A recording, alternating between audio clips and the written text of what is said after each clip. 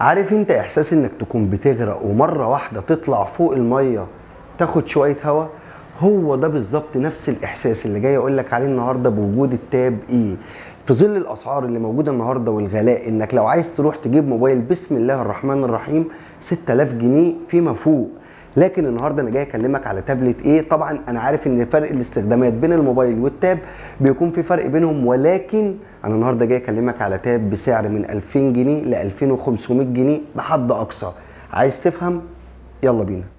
السلام عليكم ورحمه الله وبركاته، اهلا بكم كل اخواتي وحبايبي في القناه. طيب النهارده كده مبدئيا انا جاي اتكلم معاكم في حاجه فعلا كانت تستاهل ان انا اعمل عنها فيديو، وفعلا هتكون مهمه لكل شخص فيكم. طبعا كلنا عارفين ان بعض الاجهزه او معظم الاجهزه النهارده اسعارها فعلا كلها مرتفعه، بس في مننا فئه كبيره حد بيبقى عايز يجيب موبايل مثلا لابنه او لبنته او لزوجته او لاخته او لاي حد، بس هم استخداماتهم ما بيكونوش عايزين موبايل ثانوي اللي انت بتستخدمه استخدامات شخصيه العاديه مثلا بتاعتك، لكن بيحتاجوا مثلا تاب يكون معاهم، بتكون الشاشه بتاعته كبيره وفي نفس الوقت بيقدروا يتفرجوا عليه بطريقه بتكون فيها اريحيه اكتر. وكلنا عارفين ان اي تاب بتكون البطاريه بتاعته قويه جدا. طيب تعال نشوف الاسعار بتاعه التاب النهارده. اي تاب هتروح تفكر تشتريه هيبدا برده معاك من 5000 جنيه فيما فوق، ولكن الطفره هنا فين بقى اللي جاي اقول لك عليها؟ ان كلنا عارفين الوزاره كانت مقدمه تابلت للثانويه العامه، والتابلت دوت كلنا عارفين قوته وهنتكلم عنه دلوقتي تفصيليا. فخليني اقول لك ان التابلت ده كان منتشر جدا، لكن الوزاره اعلنت الفتره اللي فاتت عن تابلت جديد بدا ينزل الثانويه العامه، ففي فئه كبيره جدا بدات تستغنى عن التابلت اللي كانت معاها، وبالتالي التاب ده النهارده اصبح منتشر جدا وموجود، وبسبب الكميه الكبيره اللي موجوده في السوق. عايز اقول لك متوسط سعره في منه نسختين،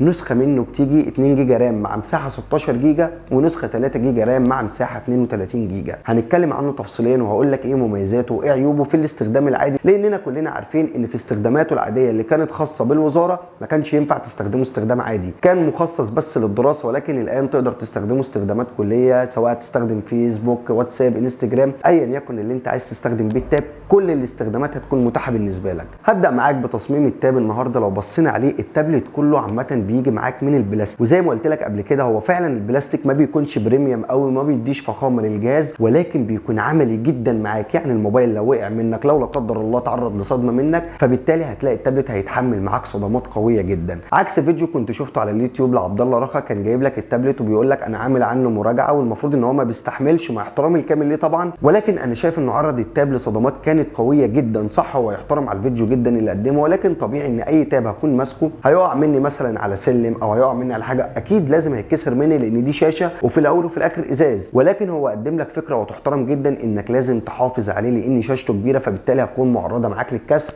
فسواء التاب ده او ايا كان التاب اللي انت هتشتغل عليه، نفس الوقعات دي اعتقد انها برضه هتاثر فيه او في اي تاب تاني زي ما قلت لك. المهم خليني ارجع معاك واقول لك التابلت هنا بالرغم من ان تصميمه من البلاستيك، ولكن التابلت فعلا تصميمه شيك جدا، لانه بيجي بحجم سيمبل قوي زي ما انت شايف كده، والتصميم بتاعه نحيف الى حد ما، فمسكته في ايدك هتكون مناسبه جدا. يعني لو انت ماسك التاب وبتتفرج على اي محتوى فيه، سواء بتشاهد حاجه او بتشوف حاجه، مسكه التاب في ايدك مش هتضايقك خالص. طيب ده بالنسبه للديزاين الخارجي للموبايل. وعايز اقول لك ان مساحه التاب عامه بتيجي بمساحه 10 انش، يعني انت مش محتاج اكتر من كده تروح تجيب لابتوب، خلاص يعني انت بعد ال 10 انش روح تشتري لابتوب على طول. ده بالنسبه للتصميم الخارجي للموبايل. هنيجي بقى لقوه الجهاز من جوه. زي ما قلت لك في منه نسختين، نسخه بتيجي 2 جيجا رام مع مساحه 16 جيجا، ونسخه 3 جيجا رام مع مساحه 32. فطبعا انت شوف الافضل بالنسبه لك وجيبه. بس خليني اقول لك على حاجه، معلومه لازم تكون واخد بالك منها. السعر اللي بقول لك عليه ده مش معناه انك هتشتري الموبايل جديد، لان زي ما قلت لك الموبايل بسبب ان هو انتشر كتير جدا في الاسواق وفي المحلات، بسبب ان الوزاره نزلت تابلت جديد، ومعظم الناس اللي كانت ماسكه التابلت استغنت عنه لانها مش محتاجاه خلاص في دراسه ومش مهم بالنسبه لها. فبالتالي التابلت انا بكلمك على سعر مستعمل، وبالتالي معظم الحالات اللي موجوده في السوق بتاعته كلها حالات ممتازه لانها فعلا ما لحقتش تتبهدل.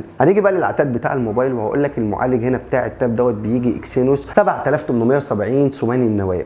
المعالج متواضع، يعني لو انت هتجيب التاب ده لابنك مثلا عشان يلعب عليه فحرفيا مش هيكون اقوى حاجه، ولكن في بعض الالعاب هيقدم معاك كويس. طيب هنيجي مثلا للاداء بتاع الشاشه بتاعه الموبايل. عايز اقول لك ان الشاشه الخاصه بالموبايل هنا بتدعم معاك لحد ال 1080، بمعنى انت مشغل مثلا فيديو على اليوتيوب بتلاقي مثلا بيجي لك الجوده 144 360 240 720، هنا هيشغل معاك لحد فول اتش دي بلس، فانت مش محتاج اكتر من كده اعتقد. يعني الرؤيه فعلا ممتازه، وعايز اقول لك ان اضاءه الشاشه فعلا هنا محترمه جدا، وانت مش هتحتاج تعلي الاضاءه على الاخر، ولكن تحت ضوء الشمس للاسف، لان الشاشه اي بي اس فمش هتكون اقوى حاجه بالنسبه لك. لكن في الاضاءه العاديه مثلا لو انت في المكتب بتاعك، في شقتك، في اي مكان مقفول، الاضاءه هتكون مناسبه بالنسبه لك جدا. لكن تحت الشمس حرفيا هتعاني معاها جدا، مش هتكون افضل حاجه. نقطه التاب والقوه بتاعته هنا اللي بيتمركز عليها، وهي البطاريه بتاعته بتيجي بقوه 7300 ملي امبير. فعلا لو انت قاعد على الموبايل من اول اليوم لحد اخره مش هتعرف تخلصها. 7300 ملي امبير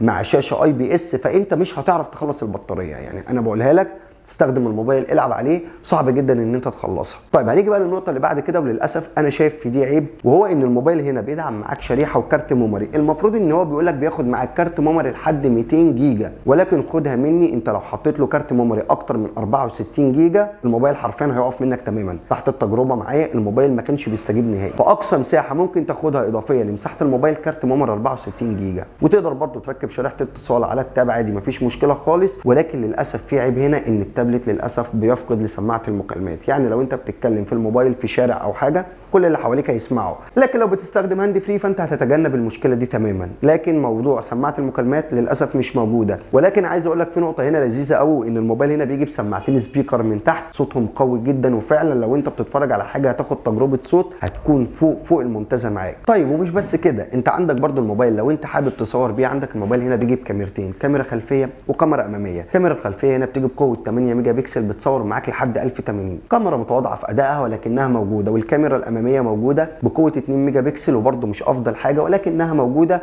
ولو حبيت تاخد بيها صوره هتقضي برده معاك، بس مش الواو. احنا هنعتبرها موجوده للضروره، ولكن لا يعتمد عليها كتصوير بروفيشنال، ولكن موجوده برده على قد السعر، برده على قد سعر التاب زي ما اتفقنا. طيب انا ليه رشحت لك سعر التاب دوت وقلت لك من سعر 2000 جنيه ل 2500 جنيه؟ هقول لك اللي متابعني على الشانل بتاعتي الفتره اللي فاتت عارف ان انا في بعض الاجهزه الفتره اللي فاتت بحاول اجيبها لك مستعمله استخدام كويس، وبقول لك اسعارها، وما برشحش ان كل الناس تروح تشتري جديد، لان انت ممكن تجيب نفس الموبايل بنفس الاداء وهتوفر في سعره كتير جدا. يعني انت النهارده التاب ده عشان تروح تجيبه جديد هتلاقيه في حوالي رينج ال 4500 جنيه. هتقول لي طب ازاي بالسعر دوت ووصل لحد 2000 جنيه مستعمل و2500؟ المفروض يكون اكتر، عشان كان في منه كميه كبيره جدا وكلها راحت للمحلات بعد ما الوزاره نزلت تابلت جديد، فبالتالي سعره اتحرق في السوق، فبالتالي سعره بقى قليل، وده لمصلحتك. يعني انت النهارده لو رحت اشتريت التاب ده هيكون في مصلحتك بنسبه 100%. طب التاب ده هينفع مين؟ التاب ده هينفع ابنك، هينفع بنتك، هينفع زوجتك. يعني كلنا عارفين ان امهاتنا مثلا في البيت بتحب مثلا تستخدم التاب، بيكون شاشته كبيره تقدر تتفرج عليه زي ما قلت لك،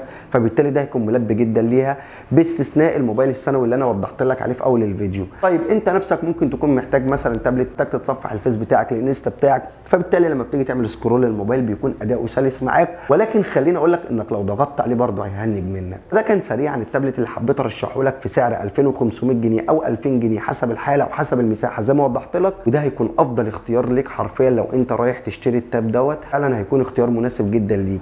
وبكده نكون وصلنا لنهايه الفيديو، يا رب اكون قدمت لك معلومه تفيدك. ولو عجبتك النوعيه دي من الفيديوهات ما تنساش تقول لي في الكومنت رايك، واستنوا مني حاجات الفتره اللي جايه هتكون قويه جدا جدا جدا. مع السلامه.